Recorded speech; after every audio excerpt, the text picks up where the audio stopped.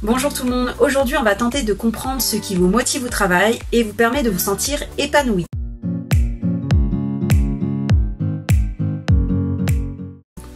En tant qu'être humain, vous avez des besoins et dans le monde du travail, ces besoins vont vous permettre de créer de la motivation qui va vous pousser à accomplir ardemment vos missions jusqu'à parfois même vous surpasser.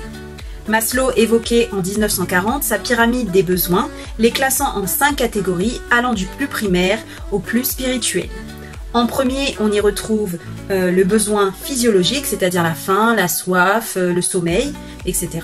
Puis le besoin de sécurité, ensuite le besoin d'appartenance à un groupe, le besoin d'estime et enfin le besoin d'accomplissement pour donner un sens à sa vie.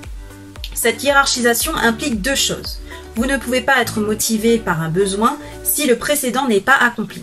Par exemple, vous ne chercherez pas à être reconnu par les autres si vous avez faim ou vous avez soif. Mais cette théorie a été controversée par certains auteurs qui estiment que les différents besoins peuvent se manifester en même temps. Deuxième chose, tant qu'un besoin n'est pas satisfait, il reste source de motivation. Quelles sont vos attentes vis-à-vis de votre travail? Est-ce qu'une bonne rémunération suffit-elle à vous satisfaire? Est-ce que vous privilégiez les relations de travail? Est-ce que le plus important pour vous, c'est d'être passionné par vos missions? Ou bien ce qui compte, c'est d'avoir du temps pour vos proches et votre cercle privé? En vérité, bien que Maslow caractérise les besoins de cette manière, il existe un nombre plus vaste d'attentes qu'à un individu. Si l'on se replace dans le monde du travail, la difficulté pour les entreprises est de pouvoir comprendre les attentes de chacun de ses salariés, car elles sont propres à chaque individu et donc différentes d'une personne à une autre. De plus, ces attentes vont évoluer avec la vie du salarié, ce qui complexifie d'autant plus le modèle. Mais il est essentiel de s'y intéresser et c'est ce qui va créer la motivation du salarié. Ceci implique que pour cerner les attentes et les besoins de ses salariés, une entreprise doit être sans cesse à l'écoute de ces derniers. On peut citer deux types de motivation, la motivation intrinsèque et la motivation extrinsèque.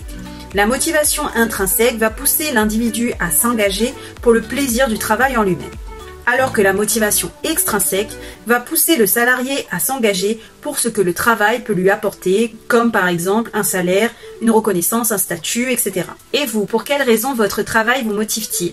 N'hésitez pas à me le dire en commentaire. Bien évidemment, les entreprises ont plus à gagner à stimuler la motivation intrinsèque car ses retombées sont beaucoup plus importantes et plus bénéfiques et il est toujours plus facile de garder des salariés qui sont motivés par leur travail plutôt que par leur paye. Mais c'est aussi la motivation la plus compliquée à entretenir. Selon certains auteurs, s'épanouir au travail, c'est être reconnu, utile, participatif, intégré, impliqué, gratifié et sécurisé. Qu'en pensez-vous? N'hésitez pas à me donner votre avis en commentaire, à liker la vidéo et à vous abonner pour ne pas manquer les prochains sujets. À bientôt!